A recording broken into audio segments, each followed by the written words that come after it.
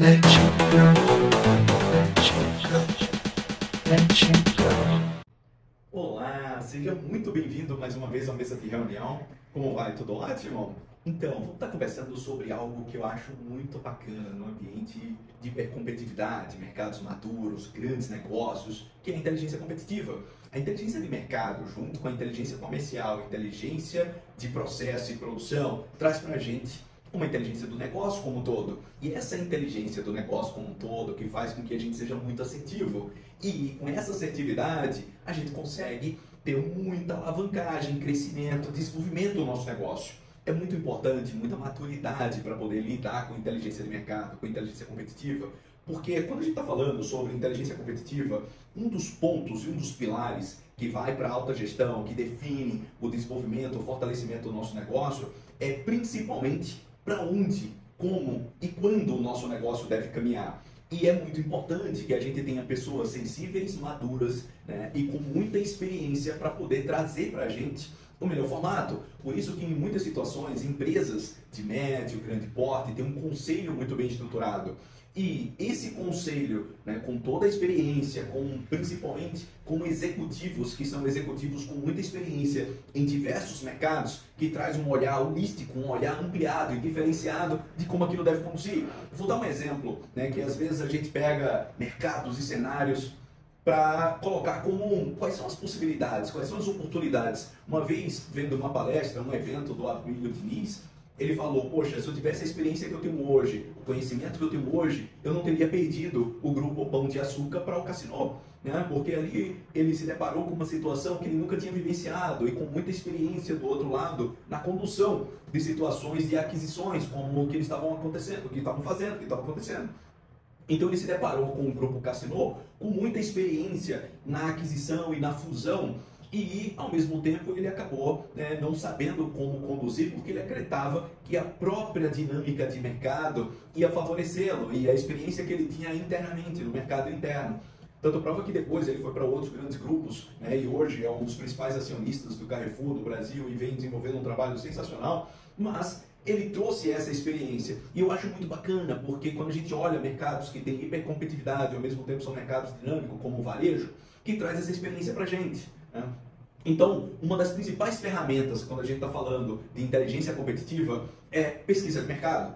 Só que tem uma pegadinha na pesquisa de mercado, sabe o que é? Miopia de marketing, miopia de mercado. Às vezes a gente faz uma pesquisa, essa pesquisa sai tudo favorável, ela vem com um brand fortalecido, ela vem com nossas ações e produtos como estrela, e daí quando a gente olha dentro de uma matriz BCG, né, uma matriz Ansoff, e analisa todas as ferramentas, as possibilidades que a gente tem de inteligência de mercado, a gente está muito bem.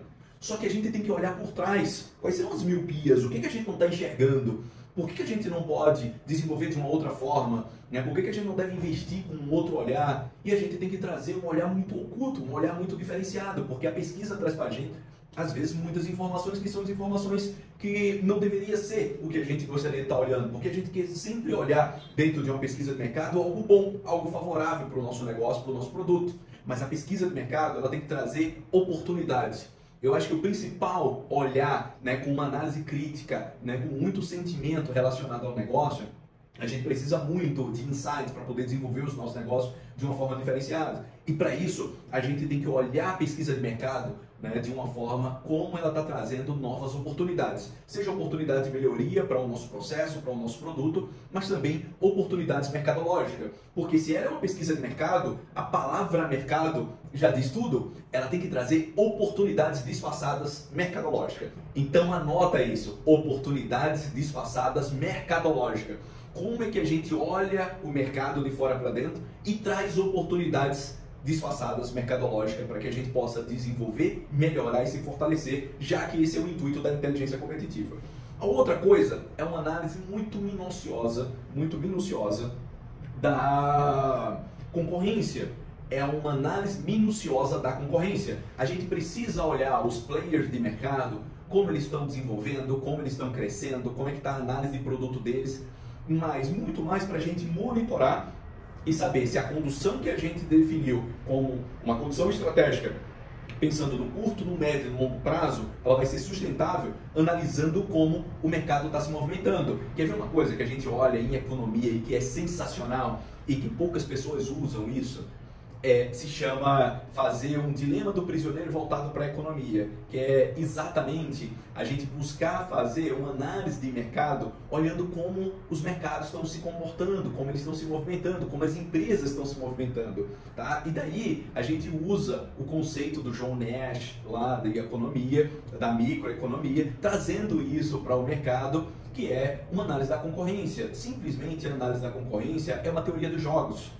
Essa teoria dos jogos, que a gente analisa se o concorrente se movimenta para um lado, qual é o meu próximo movimento? É meio que fazendo um paralelo aqui com um jogo de xadrez. O xadrez ele é tão interessante para o raciocínio lógico, para uma inteligência competitiva, porque ele traz para a gente movimentos de acordo com o movimento dos nossos concorrentes, dos nossos players. Então é muito bacana quando a gente olha a teoria dos jogos, a análise da concorrência. Então a gente traz isso também para a inteligência competitiva.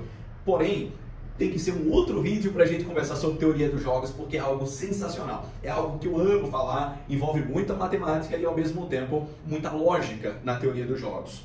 Um outro ponto que é legal, quando a gente tem muita experiência, muita maturidade, é uma das principais ferramentas de gestão estratégica, que é a análise SWOT. A gente usa a análise SWOT às vezes de uma forma muito superficial e a gente precisa ter meio que um canvas lá, meio que uma matriz, mas utilizando sempre a análise SWOT como uma ferramenta estratégica, porque ela traz para a gente muita sensibilidade, muita oportunidade. Mas isso tem que ser feito de forma correta, porque se a gente não faz de forma correta, a análise SWOT fica tendenciosa, igual uma pesquisa de mercado. Então são ferramentas importantes que às vezes o mercado olha e as empresas olham como ela gostaria de ser percebida. Então é quase um posicionamento daquela análise estratégica. Mas não é assim que funciona. O ideal é que a gente use as ferramentas para enxergar a oportunidade, porque são através das oportunidades que a gente se fortalece, que a gente cresce. E esse é o intuito da inteligência competitiva. A outra coisa é a análise de tendência, né? A gente tem que usar muitas ferramentas para poder fazer análise de tendência. E essa análise de tendência, a gente tem que saber se a gente tem uma tendência positiva de crescimento ou se a gente tem uma tendência negativa de declínio. E daí, sabendo se a gente tem uma tendência negativa, a gente vai trabalhar para que aquilo não aconteça. O objetivo da inteligência competitiva é a gente se antecipar aos comportamentos. Se a gente for crescer de uma forma acelerada, que lá na frente a gente esteja preparado para segurar a maturidade, a consolidação daquele crescimento e não ter um declínio logo em seguida. E se a gente vai declinar, que seja muito lento e que a gente se prepare para poder reverter esse declínio. Então esse é o principal ponto, né, que é fundamental quando a gente está falando de inteligência competitiva. Um outro ponto são algumas ferramentas estratégicas também, que é análise de dados. Hoje a gente fala muito de Big Data, de inteligência de análise, de BI, etc. Mas essa análise de dados, o cruzamento das informações e todas as oportunidades, e daí é muito importante a gente colocar uma pessoa com muita maturidade para trocar informações com quem está fazendo o levantamento das informações. Porque essas pessoas com maturidade que levam para o conselho, para a alta gestão, né, para a direção operacional e estratégica da empresa, como é que a gente deve conduzir relacionado ao andamento dos negócios, né? Porque tem empresas que têm várias divisões de negócio e para cada negócio a gente tem que olhar com muita sensibilidade, com muito cuidado, fazendo uma análise de dados, com uma análise de tendência, utilizando Big Data e inteligência de mercado, com ferramentas de BI, mas com muita sensibilidade, conhecendo a história, conhecendo os processos, conhecendo a operação do negócio. E às vezes a gente coloca lá pessoas que não têm tanta experiência para poder fazer isso. Essa pessoa levanta dados, entrega e fica a cargo da alta gestão. O que vai acontecer? Quando a gente fala de análise de tendência ou com informações que são estratégicas, essas pessoas simplesmente entregaram dados para a alta gestão tomou a decisão baseada naqueles dados, mas não houve uma curadoria para que a gente pudesse analisar tudo aquilo que está sendo apresentado para a alta gestão. A outra coisa, que é algo extremamente novo, a gente acaba tendo uma sensibilidade com o branding através dela e através de uma sensibilidade relacionada a produtos, que é mídias, né? As principais mídias hoje são, né, de social media. E ao mesmo tempo, quando a gente traz essa rede social, né, com informações relevantes sobre comportamento, sobre produto, né, sobre engajamento, sobre branding, ela traz informações importantes e imediatas. Só que esse imediatismo, ele serve quando a gente está lançando um novo produto. Quando a gente não está lançando um novo produto, a gente precisa olhar com muito cuidado, muito carinho e ao mesmo tempo analisar se o nosso produto está muito atrelado a esse público que está colocando lá informações ou não, se aquilo ali é pontual, se não é pontual. Mas o mais importante é que hoje a rede social traz uma interação uma conexão e ao mesmo tempo um engajamento constante com o nosso negócio e com os nossos produtos. E serviços também, porque se a gente quiser analisar serviços, processos, operação, a gente também consegue monitorar. Então é muito importante a gente usar a rede social de uma forma correta, mas utilizando principalmente como é que a gente traz esse engajamento, esse encantamento para fortalecer o nosso branding. E assim, um dos pontos que eu considero muito sensível e talvez o principal P de mercado, o principal P de marketing é o P de preço. É muito importante se a gente conseguir fazer uma análise muito bem estruturada do que a gente chama de elasticidade e preço da demanda. O que é isso? É quanto por cento a gente consegue aumentar o nosso preço ou a gente consegue diminuir o nosso preço que ele causa de impacto no resultado do nosso negócio, seja no faturamento, seja no volume de venda, seja numa série de outros comportamentos relacionados ao resultado do nosso produto.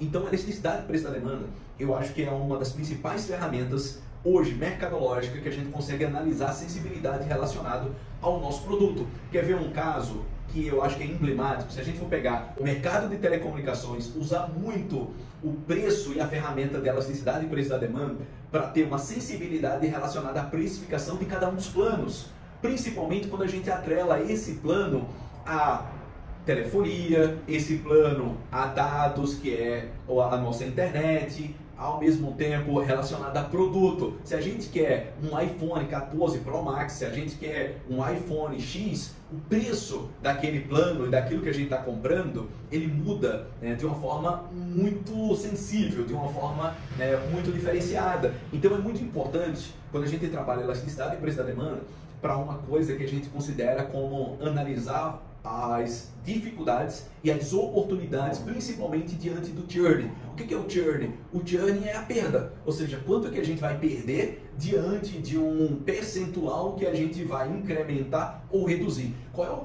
potencial de perda que a gente tem? Então, a elasticidade e preço da demanda mede isso. Uma outra coisa é uma última ferramenta que eu considero importantíssima, é benchmarking. É muito bacana quando a gente percebe pessoas que têm muita experiência, muito conhecimento e muita oportunidade e conseguem enxergar através do conhecimento muita oportunidade de fazer benchmarking. Porque quando essas pessoas fazem benchmarking, a mente delas está a mil. Ela está pensando de uma forma muito acelerada em todas as oportunidades. Quando você pega uma pessoa madura, né, um executivo, uma pessoa que tem muita experiência de mercado, quando ela faz benchmarking, seja benchmarking em um outro mercado, quando ela faz benchmarking em outra empresa, quando ela faz benchmarking em outras áreas, a mente dela é fazer tudo acontecer. Então fazer acontecer e sendo a pessoa que ela é, vai ser a forma como ela vai enxergar naquele benchmarking oportunidades. Então fazer benchmarking é algo que é fundamental com pessoas que têm muita experiência, com muita maturidade para trazer oportunidades para o nosso negócio. Aí mais uma vez, oportunidade não estamos falando só de inovação e tecnologia, oportunidade estamos falando às vezes de uma melhoria no processo que é uma inovação que tende a ser uma melhoria contínua. Então, ao mesmo tempo, pode ser o desenvolvimento de um novo produto, pode ser a melhoria de um novo produto, pode ser a melhoria de um processo. Então fazer benchmarking é muito importante quando a gente faz benchmarking com pessoas que têm muita experiência e muita maturidade, porque com essa experiência e com essa maturidade, sem dúvida, essa pessoa vai trazer um fortalecimento do nosso negócio, porque esse é o propósito. As pessoas com muita experiência e muita maturidade trabalham usando a experiência e a maturidade a seu favor e, consequentemente, a favor do negócio. Então, falamos rapidamente sobre inteligência competitiva. Esse é um tema que eu amo. Inteligência de mercado é algo que é fundamental para a consolidação, para a maturidade, desenvolvimento e aceleração de empresas, seja ela de grande, médio ou pequeno porte. E daí, no próximo vídeo, ou nos próximos vídeos, vamos estar falando muito mais sobre isso, que eu adoro para poder fazer com que as coisas aconteçam. Um forte abraço e até o próximo vídeo. Tchau, tchau. Let you go.